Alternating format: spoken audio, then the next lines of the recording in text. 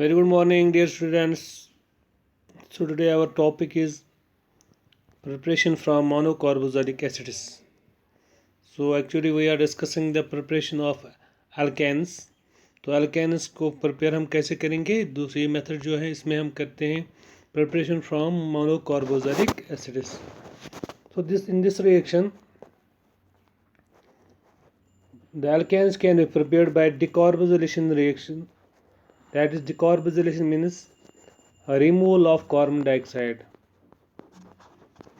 Removal of carbon dioxide. Decarbonation ही मतलब ही ऐसा होता है कि कार्बन डाइऑक्साइड यहाँ से रिमूव हो जाता है जब हम कार्बोक्सिलिक एसिड को ट्रीट करेंगे with mixture of sodium hydroxide and calcium oxide. ठीक है. तो here we take the reactions as follows. Here the carboxylic acid से हमें प्रिपेयर करना है एल्केन्स को.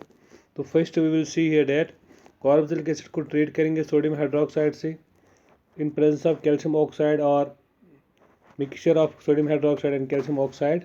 ठीक है. heated at 630 Kelvin. So here the first product is formed at sodium salt plus water. Clear? तो एक्चुअली इसमें हम क्या actually the reaction follows as ये जो sodium salt of carboxylic acid जो होता है ना इसको हम फर्दर रिएक्ट होता है सोडियम हाइड्रोक्साइड से when the same reaction conditions at present of calcium in presence of calcium oxide and at temperature 630 Kelvin. तो here the formation of alkanes takes place. तो यहाँ से alkanes बन जाते हैं with the formation of sodium carbonate. Clear? So let us see the example here. For example हमने लिया है सोडियम एसिटेट. क्लियर. इसको ट्रीट करेंगे हम सोडियम हाइड्रोक्साइड से. तो यहाँ पर क्या एक्चुअली हो जाता है सोडियम ये जो है NaO सॉरी ये this will be taken here. तो यहाँ से जो निकल जाता है CH3O NaO के साथ मिल जाता है तो it forms by product sodium carbonate. ठीक है. और ये CH3 जो है इस हाइड्रोजन के साथ मिल जाता है to form this methane. Clear. तो दिस रिएक्शन जो होता है is highly hygroscopic in nature because चूँकि हम यहाँ पर इस्तेमाल करते हैं कैल्शियम ऑक्साइड. यहाँ पर ड्राई कैल्शियम ऑक्साइड हम इस्तेमाल करेंगे in order to keep this sodium hydroxide. क्योंकि ये सोडियम हाइड्रोक्साइड जो होता है सोडियम हाइड्रोक्साइड को ड्राई रखने के लिए हम कैल्शियम ऑक्साइड इस्तेमाल करेंगे क्योंकि सोडियम हाइड्रोक्साइड जो होता है it is highly hygroscopic in nature. ये एब्जॉर्ब मॉइस्चर करेगा फ्रॉम द एयर. ठीक है. क्लियर. अगर हम इस रिएक्शन का मैकेनिज्म देखेंगे ना तो एक्चुअली क्या होता है यहाँ पर न्यूक्लियोफिलिक सब्स्टिट्यूशन हो जाता है. देखो कैसे रिएक्शन हो जाती है. ये जो फॉर एग्जांपल हमने लिया है सोडियम एसिटेट. ठीक है. इस फर्स्ट स्टेप में क्या हो जाएगा. For example will take here CH3 C double bond O है नहीं. ठीक है. तो फर्स्ट स्टेप में क्या होता है it gives sodium positive ion यहाँ से निकल जाता है Na पॉजिटिव. क्लियर. तो यहाँ से क्या प्रोडक्ट बन जाता है it gives CH3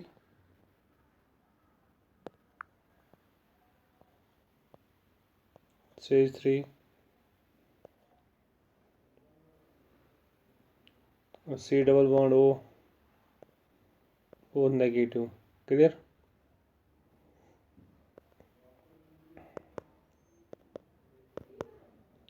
negative charge होते हैं. अब ये जो लोन पेयर इलेक्ट्रॉन्स हैं शिफ्ट हो जाएंगे यहाँ पर और यहाँ पर जो है बॉन्ड ब्रेक हो जाता है. ये जो बॉन्ड ब्रेक हो जाता है और यहाँ से आपको कार्बन डाइऑक्साइड या you will see the formation of carbon dioxide takes place. तो कार्बन डाइऑक्साइड यहाँ से निकल जाएगा. ठीक है. तो ये कार्बन डाइऑक्साइड इसलिए इसको कहते हैं डिकार्बोक्सिलेशन रिएक्शन क्योंकि यहाँ पर कार्बन डाइऑक्साइड निकल जाता है. तो यहाँ से आप दूसरे स्टेप में हम देंगे ये कार्बन डाइऑक्साइड यहाँ से निकल जाएगा और यहाँ बन जाएगा CH3. ये ऐसे बन जाएगा CH3 नेगेटिव चार्ज. क्लियर. समझ में आया आपको. तो ये जो है इट विल टेक क्योंकि रिएक्शन में वाटर भी होता है present it takes proton from here to form the CH4 molecule. Clear. तो इसी तरह से आप देखो तो इट मीन्स दैट ये जो है रिएक्शन जो होती है ना, जिसमें एल्केन्स प्रिपेयर हो जाते हैं, दो रिएक्शन मैकेनिज्म आपको ज़रूरत नहीं है, आप इस we will discuss it in your higher class 12th में हम डिस्कस करते हैं इसको। तो इस वक्त आप देखो यहाँ पर हमें क्या है, actually the formation of alkanes takes place from the reaction. तो मीथेन बन जाता है यहाँ पर और सोडियम कार्बोनेट निकल जाता है यहाँ पर। तो ये एक्चुअली CH3 जो है हाइड्रोजन एब्स्ट्रैक्ट करेगा यहाँ से, ये हाइड्रोजन एब्स्ट्रैक्ट करता है to form the methane, and ये जिस प्रोडक्ट जो होता है यहाँ पर सोडियम कार्बोनेट बन जाता है।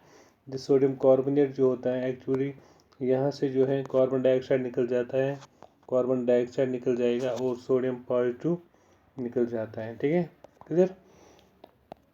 सो this was a method by decarboxylation of carboxylic acid, how you can prepare the alkanes, क्योंकि हम अल्केन्स की प्रिपरेशन पढ़ रहे हैं। इसके बाद है second reaction by Kolbe's electrolysis. Kolbe's electrolysis किसे कहते हैं, क्योंकि इसमें क्या होता है, हम ये sodium salt of carboxylic acid लेते हैं, सोडियम एसिटेट हमने लिया है, तो इसको इलेक्ट्रोलिस करते हैं। इलेक्ट्रोलिस मतलब होता है, इलेक्ट्रोलिस मतलब हो गया इलेक्ट्रिक मतलब करंट, करंट, लिसिस मतलब हो गया ब्रेक डाउन, ब्रेक डाउन। ठीक है, तो यहाँ पर ये जो रिएक्शन जो होती है actually it takes place in the electrolytic cell. Electrolytic cell में आपको पता है वहाँ पर हम इलेक्ट्रोड इस्तेमाल करते हैं, हम इलेक्ट्रोड इस्तेमाल करेंगे यहाँ पर। One of the electrode is connect to the negative terminal, इसको हम कहते हैं, इस पे नेगेटिव चार्ज आ जाएगी, इट मीन्स दैट इसको हम कहते हैं कैथोड। तो इसको हम कैथोड कहते हैं, तो ये कैथोड बन जाएगा यहाँ पर। ठीक है, अब इसी तरह से ये जो है वन ऑफ द इलेक्ट्रोड को हम कनेक्ट करेंगे positive terminal of the battery, इसको कहते हैं एनोड। ठीक है, इस पर पॉजिटिव चार्ज आ जाएगी। ठीक है, अब सोल्यूशन में क्या होता है, सोल्यूशन में आयन्स बन जाते हैं। हमने देखा है सोडियम एसिटेट से सोडियम यहाँ पर मॉलिक्यूल जो बनते हैं, ये जो आयन्स बनते हैं, सोडियम एसिटेट आयन्स जो बनते हैं, सोडियम पॉजिटिव आयन बनता है, एच पॉजिटिव आयन बनते हैं, वो सोल्यूशन में होते हैं और दे will move towards their opposite electrode. यानी कि यहाँ पर जो कैटायन, फॉर एग्जांपल यहाँ पर कैटायन बन जाएगा, they cation will move towards the negative cathode. ठीक है, और जो एनायंस बन जाएंगे यहाँ पर, जो एनायंस बन जाएंगे दे will move towards this anode. ठीक है, तो एनोड कैथोड पर जो होगी, कैथोड पर कैथोड पर रिडक्शन हो जाएगी और एनोड पर ऑक्सीजन हो जाएगी। क्लियर, तो we will see here that. तो क्या होता है, ये जो है सोडियम एसिटेट यानी sodium salt of carbonyl acid, इसकी इलेक्ट्रोलिसिस होती है। जनरल रिएक्शन में क्या होता है, एल्केन्स बनते हैं, सोडियम हाइड्रोक्साइड बनता है और हाइड्रोजन गैस और कार्बन डाइऑक्साइड गैस यहाँ से प्रोड्यूस हो जाता है। तो एक्चुअली अगर हम देखेंगे पहले इलेक्ट्रोलिसिस में क्या होता है, यानी ये जो CH3CONA जो है ना, इसके आयोनाइजेशन हो जाते हैं। तो यहाँ से आप देखो दो टाइप के आयन्स बन जाते हैं, जिस एनायन एसिटेट एनायन बन जाएगा, एसिटेट आयन बन जाएगा और सोडियम पॉजिटिव इस कैटायन, तो this will act as a anion, this will act as a cation. इस तरह से वाटर को आयोनाइजेशन करेंगे हम, तो यहाँ से OH नेगेटिव आयन और H positive ion, this called as anion, this called as a cation. अब चूँकि ये जो रिएक्शन जो है ये इलेक्ट्रोलाइटिक सेल में हो जाते हैं, तो ये जो आयन जो होते हैं दे will move towards the opposite electrodes, क्योंकि ये नेगेटिव चार्ज है, क्योंकि हमें पता है ये this will move towards the, ये नेगेटिव चार्ज होता है, ये this will move towards the anode, तो एनोड पर रिएक्शन हो जाते हैं। एनोड पर क्या हो जाते हैं रिएक्शन, ऑक्सीडेशन हो जाती है। ऑक्सीडेशन मतलब क्या है, ये जो एसिटेट आयन जो होता है ना, this will loss the electron, oxidation means loss of electron. तो at anode oxidation takes place, that is loss of electrons takes place. तो यहाँ बन जाता है CH3CO अनस्टेबल प्रोडक्ट बनता है।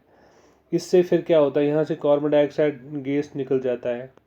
क्लियर, तो यहाँ से कार्बन डाइऑक्साइड गैस निकल जाएगा। क्लियर, और यहाँ पर क्या रहता है CH3। तो ये जो CH3 मॉलिक्यूल जो होते हैं, ये जो CH3 मॉलिक्यूल जो होते हैं they combine together to form CH3 molecule form C2H6। यानी हमारा इथेन बन गया है यहाँ पर। तो by electrolysis of sodium salt of carboxylic acid you will prepare the alkanes. ठीक है, तो यहाँ आप देखो it means that CH3CO negative जो होता है इसकी ये मूव करेगा एनायन है, it will move towards the anode. Anode is a positive charge electrode. तो यहाँ से इसकी ऑक्सीडेशन हो जाएगी तो एल्केन्स बन जाएंगे, कार्बन डाइऑक्साइड यहाँ से रिलीज हो जाएगा। इसी तरह से अगर हम देखें कैथोड पर क्या होगा, कैथोड पर जो होगा क्योंकि हमें सोल्यूशन में H पॉजिटिव भी बन जाते हैं, तो H पॉजिटिव जो होता है इस यहाँ पर कैथोड की तरफ जाए। कैथोड जो है नेगेटिव चार्ज, तो कैथोड इसको इलेक्ट्रॉन देगा, it will accept the electron, gain the electron from the cathode, and जिसकी वजह से इसकी रिडक्शन हो जाएगी। यानी कि हाइड्रोजन ने एक इलेक्ट्रॉन एक्सेप्ट किया तो इट फॉर्म्स हाइड्रोजन। ठीक है, इस तरह से दूसरा हाइड्रोजन जो होता है इलेक्ट्रॉन एक्सेप्ट करेगा तो इट फॉर्म्स द हाइड्रोजन। तो ये दो हाइड्रोजन जो होंगे एक दूसरे के साथ मिल जाएंगे तो form the hydrogen gas, hydrogen molecule बन जाएगा। जैसे आप देख रहे हो क्लियर, 2 हाइड्रोजन पॉजिटिव 2 इलेक्ट्रॉन लेंगे तो hydrogen gas molecule, hydrogen molecule बन जाता है, तो रिडक्शन हो जाती है। तो अगर आप देखें जनरल में अगर हम इस सोल्यूशन में देंगे कितने टाइप आयन्स हो जाएंगे, तो एक्चुअली ये जो है नेगेटिव आयन ये सोडियम, अब ये सोडियम पॉजिटिव किस कहाँ जाएगा, while it will move towards the cathode. ये भी इस कैथोड पर एज ए कैथोड मड हम इसको निकालते हैं। तो इस तरह से OH जो है ये भी it will also move towards the opposite electrode as anode positive charge, it will also move to. तो इस सोल्यूशन में ये 4 आयन जो बनेंगे they will move towards their opposite electrodes. Negative positive की तरफ जाएगा और पॉजिटिव नेगेटिव की तरफ, यानी कि नेगेटिव कहाँ जाएगा towards the anode and positive जाएगा टुवर्ड्स द कैथोड। ठीक है, इस यहाँ से आप देखो दो हमने देखा यहाँ पर एड कैथोड जो होता है हाइड्रोजन गैस आप कलेक्ट कर सकते हो, hydrogen gas can be collect from the cathode. Carbon dioxide gas off anode से मतलब you will obtain carbon dioxide, collect carbon dioxide from anode. तो इन दिस रिएक्शन आप जनरल याद रखो कि यहाँ पर एल्केन्स बन जाते हैं। क्लियर, तो alkanes can be prepared from this decarboxylation from this electrolysis reaction, Kolb's electrolysis reaction. लेकिन one of the important thing is that here वो ये है कि इसमें क्या होता है, you will see here that only alkanes with even number of carbon atoms can be prepared। तो इसमें सबसे important चीज़ ये है कि alkanes with even number of carbon atoms can be prepared, यानी कार्बन फॉर एग्जाम्पल 2C2 यानी ethane बन सकता है, ब्यूटेन बन सकता है, हेक्सेन बन सकता है, ऑक्टेन बन सकता है। तो ये carbon number 6 up to carbon number यानी even number of carbon compounds of alkanes can be prepared from this reaction.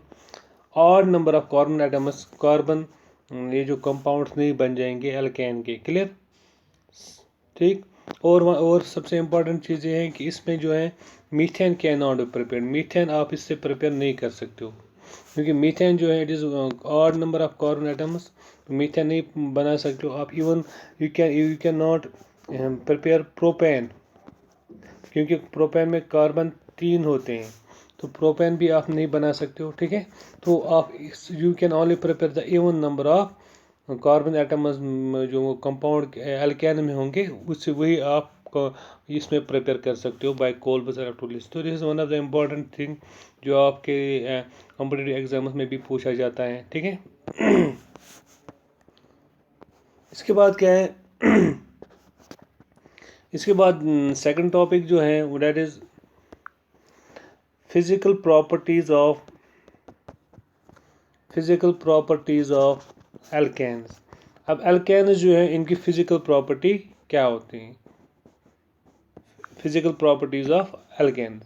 Physical properties of alkanes में हम देखेंगे कि इसका व्हाट इज स्टेट, ये क्या है, किस स्टेट में होते हैं, eight room temperature, solid state में होंगे, लिक्विड स्टेट में होंगे या गैस स्टेट में होंगे। So we will see one by one. पहले आप देखेंगे there are from carbon number first to carbon number 4। Carbon number first से हम देखेंगे methane, ethane, propane, butane. Up to butane जो होते हैं ना alkanes, they are colourless, odourless gas at room temperature, तो एट रूम टेम्परेचर पे होंगे ये कलरलेस एंड ऑर्डरलेस, में कोई कलर नहीं हो, कोई ऑर्डर भी, कोई स्मेल नहीं होगा। ठीक है, तो ये from first to carbon fourth, यानी फ्रॉम मीथेन टू ब्यूटेन। इसके बाद अगर हम C5 यानी कार्बन पेंटेन से अप टू C17 तक जो बड़े C17 chain carbon compound alkanes की है। अब इसमें क्या होता है, ये जो होते हैं they exist in eight room temperature पे जो होता है C5 टू C17 तक, ये जो होते हैं कलरलेस लिक्विड्स होते हैं। तो they exist as a colourless liquids, ठीक है। इसी तरह से आप देखो हायर मेंबर जो होते हैं, क्या इसके जो हायर मेंबर जो होते हैं अबव C17 से, तो वो they will exist as waxy solids. तो एट रूम टेम्परेचर पे their state will be in solid state, यानी present as waxy solids present होंगे, ठीक है, क्लियर। तो ये है physical state of the alkanes. इस तरह से आप देखेंगे बॉइलिंग पॉइंट ऑफ, ये जो बॉइलिंग पॉइंट ऑफ एल्केन्स। तो बॉइलिंग पॉइंट ऑफ एल्केन्स में पहले आपको पता होगा, ये जो एल्केन्स जो होते हैं, फॉर एग्जांपल एल्केन्स में हमने देखा एक चीज़, दे आर नॉन पोलर, ठीक है। फॉर एग्जाम्पल मॉलिक्यूल हमारा है, इसमें नॉन पोलरिटी है। नॉन पोलरिटी क्यों होती है? क्योंकि हमें पता है इसमें कार्बन जो होता है, कार्बन और हाइड्रोजन जो होते हैं, इनकी ज़्यादा इलेक्ट्रोनेगेटिव डिफरेंस नहीं होते हैं। अगर इनकी इलेक्ट्रोनेगेटिव डिफरेंस ज़्यादा हो जाती तो इसमें डायपोल्स क्रिएट हो जाते हैं, क्लियर। तो इसमें कोई और फोर्स, कोई और बॉन्डिंग हो जाती है, हाइड्रोजन बॉन्डिंग हो सकती है या कोई और इंटरेक्शन हो सकती है। लेकिन अब इसमें जो है दे आर नॉन पोलर, तो इसमें और कोई इंटरेक्शन नहीं हो सकते हैं। तो इसमें एक ही इंटरेक्शन हो सकते हैं, यानी कि वो होती है weak van der Waals force, weak van der Waals force में हो सकता है, यानी वांडर वाल्स फोर्स इंटरेक्शन हो सकती है मॉलिक्यूल में। जब कोई मॉलिक्यूल में कोई भी फोर्स और नहीं होता है तो weak van der Waals force of attraction होती है, क्लियर। तो वो weak van der Waals force of attraction किस पर डिपेंड करता है? वो डिपेंड करता है मॉलिक्यूल के साइज पर, ठीक है, या उसके सरफेस एरिया पर, ठीक है। ज़्यादा सरफेस एरिया होगा तो ज़्यादा इंटरेक्शन होगी, ठीक है। तो आप लोगों ने वंडर वाल्स फोर्स आप पढ़े होंगे फर्स्ट पेपर में।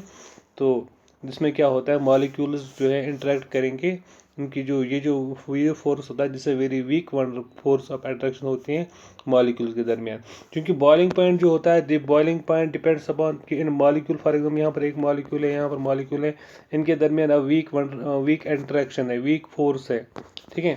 जिसकी वजह से हम इसको जब हम हीट करेंगे तो इसमें थोड़ा टेम्परेचर लगेगा, लेकिन इसका बॉइलिंग पॉइंट होगा जो होगा, क्योंकि only there is only weak van der Waals of force of attraction present here, जिसकी वजह से इसकी जो है, इसका जो बॉइलिंग पॉइंट होगा लो होगा। ये हम देखते हैं एल्केन्स में, क्योंकि नॉन पोलर होते हैं, only weak van der Waals force of attraction is present here.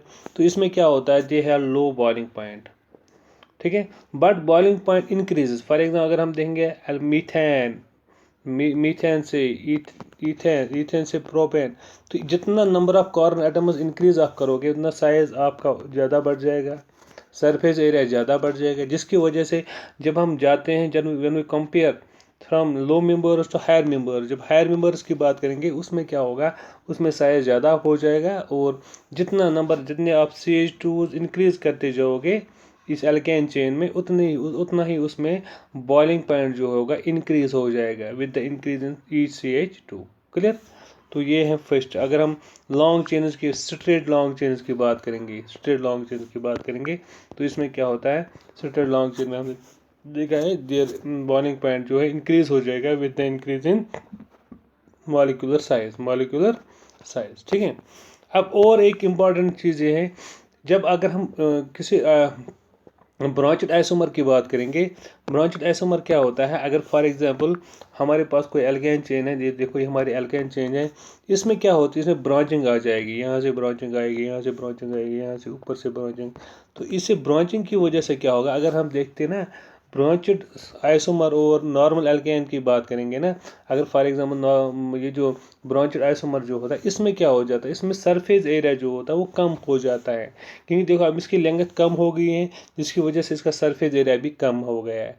Surface area कम होने की वजह से इसमें क्या होगा, इसमें weak van der Waals of force होगा, क्या होगा, इसमें weak van der Waals of force जो होगा वो कम हो जाएगा। क्यों?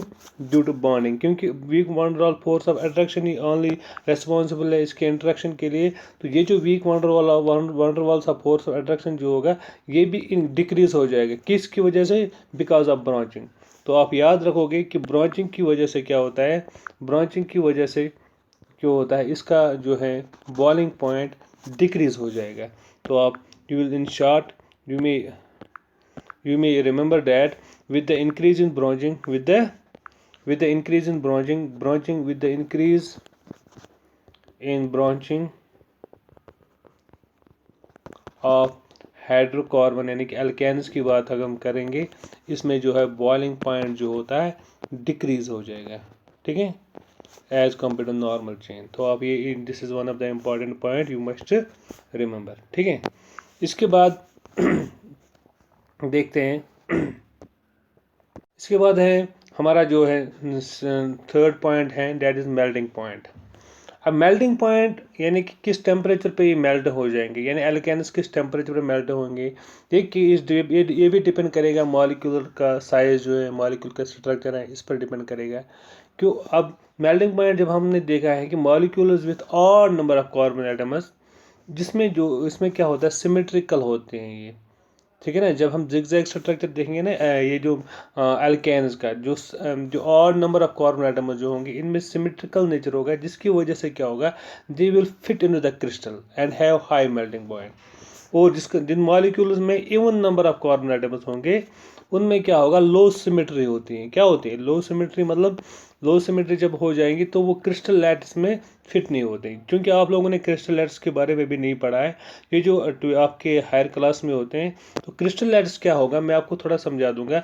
अगर जब हम क्रिस्टल्स की बात करें, क्रिस्टल सॉलिड की बात करेंगे, क्रिस्टल सॉलिड में जब हम पैकिंग करते हैं, यानी फॉर एग्जाम्पल ये हमारे मॉलिक्यूल्स हैं, इनकी हम पैकिंग करते हैं। जब हम पैकिंग करेंगे ना तो इसमें स्पेसेस हो जाएंगी। तो इसी तरह से चूंकि अब जब हम इसको क्रिस्टलाइज करेंगे, यानी अल्काइंस को क्रिस्टलाइज करते हैं, they will come in the crystal form. तो क्रिस्टल फॉर्म में जब हम उनकी पैकिंग करते हैं, क्योंकि हमें मेल्टिंग पॉइंट इनका देखना है, जब पैकिंग हो जाती है उनकी, यानी कि पैकिंग मतलब वो उनकी जो जब वो ये जो सॉलिड फॉर्म में हो जाएंगे, क्रिस्टल फॉर्म में होंगे, तो उनका कुछ they will have some close packing arrangement है। Close packing arrangement of atoms या आयन्स का होगा इनका, जिसकी वजह से क्या होगा, अगर फॉर एग्जाम्पल हमने ये इनके जो एल्केन मॉलिक्यूल्स हैं, एल्केन एटम्स जो यहाँ पर हैं, अगर फॉर एग्जाम्पल हमने यहाँ पर इसकी क्लोज पैकिंग देखी है, तो ये जो फॉर एग्जाम्पल इसमें जो स्पेस आ जाते हैं, ये स्पेस जो है आपको दिख रहा है यहाँ से, इसको कहते हैं लैटिस साइड। तो लैटिस साइड जो होता है, जब हम पैकिंग करते हैं मॉलिक्यूल्स की, ये जो स्पेस हो जाती है इनके बीच में जो स्पेस है, this called as a lattice side. Lattice side में क्या होते हैं, जब फॉर एग्जांपल अगर हम इनको क्या करेंगे, फॉर हमारे पास एल्केन जो होते हैं, अगर हम एल्केन लेते हैं, ये जो एल्केन हमारे पास दो टाइप के एल्केन्स हैं, one is even number of carbon atoms and one is odd number of carbon atoms. जो odd number of carbon atoms जो होंगे वो इसमें दे आर सिमेट्रिकल, यानी सिमेट्रिकल मतलब क्या होगा, इनके they are symmetry, they have presence of symmetry. Symmetrical मतलब है उनको हम दो हिस्सों में इक्वली तकसीम कर सकते हैं। सिमेट्रिकल वन, जिसको आप सिंपली याद रखो, जिस मॉलिक्यूल को हम दो बराबर हिस्सों में तकसीम करते हैं उसको कहते हैं सिमेट्रिकल। उस सिमेट्रिकल नेचर होने की वजह से ये इस क्रिस्टल में क्या होता है, क्योंकि इसकी कुछ यूनिफॉर्म शेप हो जाती है और ये इस क्रिस्टल में यहाँ इस स्पेस में ईजिली फिट हो जाता है, यानी इस क्रिस्टल लैटिस में वो ईजिली फिट हो जाता है। जब वो इस क्रिस्टल लैटिस में फिट हो जाएगा, जिसकी वजह से क्या होगा, इसमें क्या होगा, जब वो इसमें फिट हो जाएगा, जिसकी वजह से क्या होता है, इसमें जो है मेल्टिंग पॉइंट इसका इंक्रीज हो जाएगा, क्योंकि इसमें क्लोज पैकिंग ज़्यादा आ गई, इसमें स्पेस कम हो गई, जिसकी वजह से इसमें क्लोज पैकिंग आप पढ़ोगे आगे भी, तो क्लोज पैकिंग जितने कॉम्पैक्ट क्लोज पैकिंग होती है उतना ही उसमें मेल्टिंग पॉइंट ज़्यादा हो जाता है। तो इसको हमें ज़्यादा टेम्परेचर देना पड़ेगा in order to melt this alkane. तो odd number of carbon atom जो एल्केन्स के होंगे वो उसमें क्या होता है, they have high symmetry, as a result of which they have high melting point. To hope you understand. Clear? समझ में आया आपको? अब देखो क्या होता है, ऑड नंबर क्या कैसे बन जाता है, ऑड और इवन मतलब क्या हो गया है। अगर आप देखो फॉर एग्जांपल हम यहाँ पर इवन नंबर ऑफ एल्केन देंगे, फॉर हमने लिया methane, ethane, propane, butane, pentane, hexane, तो this is even number of corner. अगर हम इसकी जिगजैग स्ट्रक्चर देखते हैं, दिस इज जिगजैग स्ट्रक्चर, ठीक है। अगर आप देखो क्या ये जो जिगजैग स्ट्रक्चर ऑफ एल्केन जो है, क्या आप इसको दो हिस्सों में बराबर तकसीम कर सकते हो? नहीं, क्योंकि इसका ये जो है this arrow is here downward, और ये जो ऊपर का एरो ये जो है ये ऊपरवर्ड है। तो ये जो है ये ब्रांचेड इस तरफ से है और ये थोड़ा इस तरफ से, इस डायरेक्शन से है, ये डाउन है ये अप है, ठीक है। तो इसको हम दो हिस्सों में नहीं, अगर हमने इसे दो हिस्से कर दिए तो एक हिस्सा ऐसा बन जाएगा और दूसरा हिस्सा ऐसा बन जाएगा, ठीक है। जिसकी वजह से क्या होता है, इसमें जो है दे आर नॉट सिमेट्रिक, हम इसको बोलेंगे ये सिमेट्रिक नहीं है। तो even number of corner atoms जो होते हैं दे आर अनसिमेट्रिक, और वो इस लेटेस्ट क्रिस्टल साइड में जो होती है ना बीच में स्पेस, इसमें ये अच्छी तरह से वो मतलब फिट नहीं होता है, जिसकी वजह से इसका मेल्टिंग पॉइंट जो होता है लो होता है, वो जल्द से मेल्ट हो जाए, क्योंकि इसमें कॉम्पैक्ट पैकिंग नहीं होगी ना। जो हम पैकिंग करेंगे तो उसमें कॉम्पैक्ट पैकिंग नहीं होती, जिसकी वजह से क्या होता है ये जल्द से मेल्ट हो जाता है, इसलिए इनका मेल्टिंग पॉइंट जो होता है लो होता है। तो even number of carbon atoms membered of the alkene being unsymmetrical does not fit on the crystal lattice, as a result they have low melting point। Clear. अब इसके बाद देखेंगे odd number of carbon atom, for odd number of member जो हमारा है, for example methane, ethane, propane, butane, pentane, heptane. For example heptane here, heptane में odd number of carbon atoms है। जब हमने इसे जिगजैग स्ट्रक्चर बना दिया, जैसे जिगजैग स्ट्रक्चर, अगर देखो इसका भी एरो, इसका यहाँ पर एरो ऊपर है, यहाँ पर भी एरो ऊपर है, तो अब आप देखोगे ना, इसको बराबर हिस्सों में आप तकसीम करोगे यहाँ से, तो यहाँ पर 1 2 3 कार्बन एटम, 1 2 3 कार्बन एटम यहाँ पर है, तो बराबर आप देखोगे यहाँ से आप 3 कार्बन एटम देखोगे, तो यहाँ से भी आप 3 कार्बन एटम देखोगे, सॉरी 3 कार्बन एटम्स हैं, तो यहाँ से आप 3 कार्बन एटम देखोगे, तो यहाँ से कार्बन 3 एटम्स देखोगे, ठीक है। जिसकी वजह से क्या हो गए, बीइंग सिमेट्रिकल, ये सिमेट्रिकल होंगे और ये इस क्रिस्टल लैट्स में इजीली फिट हो जाएगा, क्योंकि इसका जो है इसकी क्लोज पैकिंग जो होगी मोर इफिशिएंट होगी, जिसकी वजह से उसको हाई टेम्परेचर देना पड़ेगा इन ऑर्डर टू मेल्ट, ठीक है। जिसकी वजह से इसका मेल्टिंग पॉइंट जो होता है वो हाई होता है। तो this is very important for your competitive exam के लिए। तो ये जो सिमेट्रिकल और अनसिमेट्रिकल, इवन नंबर और ऑड नंबर में क्या होता है, ऑड नंबर आर सिमेट्रिकल जिसमें हाई मेल्टिंग पॉइंट होता है, जो इवन नंबर एल्केन जो होते हैं वो अनसिमेट्रिकल है, इनका वो क्रिस्टल लैट्स में जल्द से फिट नहीं होते, जिसकी वजह से इनमें जो है लो मेल्टिंग पॉइंट होता है। Clear, this was all about. इसके बाद है सॉल्युबिलिटी ऑफ द एल्केन्स जो हैं, फॉर एग्जाम्पल मैं आपको बताऊँ, क्योंकि ये नॉन पोलर है, दे आर नॉन पोलर, क्योंकि आपको याद रखना है लाइक डिजॉल्व्स लाइक मतलब क्या होगा, पोलर अगर हमारा कोई कंपाउंड है जिसमें पोलरिटी होती है, वो पोलर सॉल्वेंट में डिजॉल्व हो जाएगा, ठीक है। यानी कि पोलर डिजॉल्व्स, ये आपको याद रखना है, डिजॉल्व्स इन पोलर। कोई कंपाउंड हमारा पोलर है, यानी पोलरिटी होता है जिसमें क्या होते हैं, दो पोल्स पैदा हो जाएंगे, इसमें नेगेटिव पोल समझो, ये पॉजिटिव पोल, यानी डाइपोल जब प्रोड्यूस हो जाता है उसको कहते हैं पोलर कंपाउंड जो होता है वो पोलर में ही डिजॉल्व हो जाएगा, और नॉन पोलर जो होगा ना वो नॉन पोलर में ही डिजॉल्व हो जाएगा, ठीक है। तो नॉन पोलर में डिजॉल्व हो जाएगा। जो हम फॉर एग्जाम्पल हमने क्या लिया है, फॉर एग्जाम्पल अगर यहाँ पर हम लेते हैं एल्केन्स लेंगे हम, क्लियर।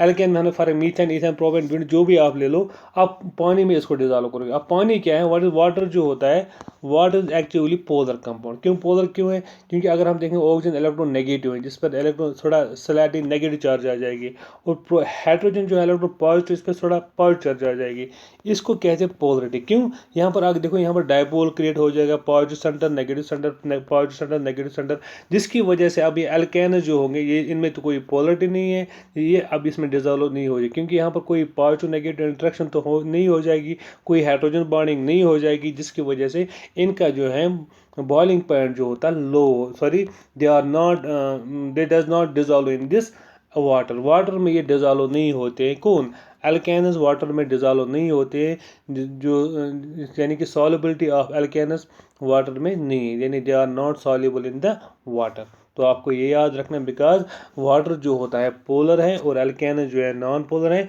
तो नॉन पोलर पोलर में डिज़ोल्व नहीं हो जाएगा। अब ये किस में डिज़ोल्व कर सकते हैं? हम इसको डिज़ोल्व कर सकते हैं in the we can dissolve it in the non polar solvent. हमारे पास नॉन पोलर सॉल्वेंट्स होते हैं, फॉर एग्जाम्पल हमारे पास कार्बन टेट्राक्लोराइड है, सॉरी हमारे पास बेंजीन है, हमारे बेंजीन है, ठीक है, या हमारे पास ईथर है। तो ये जो कंपाउंड जो होते हैं ना, these are non polar organic solvents में ही ये डिज़ोल्व हो जाएंगी, ठीक है ना। तो this was all about the physical properties of the alkanes के बारे में हमने डिस्कस किया। तो कल we will go for the chemical properties of alkanes के बारे में, ठीक है। चलिए इसी तरह से फिर एल्केन्स एंड एल्काइन, अगर किसी को कोई प्रॉब्लम होगी, कोई कहीं पर भी डाउट होगा, तो वो कमेंट बॉक्स में लिख सकता है, ठीक है। Hope you understand. लाइक को और सब्सक्राइब करना मत भूलिए, ठीक है।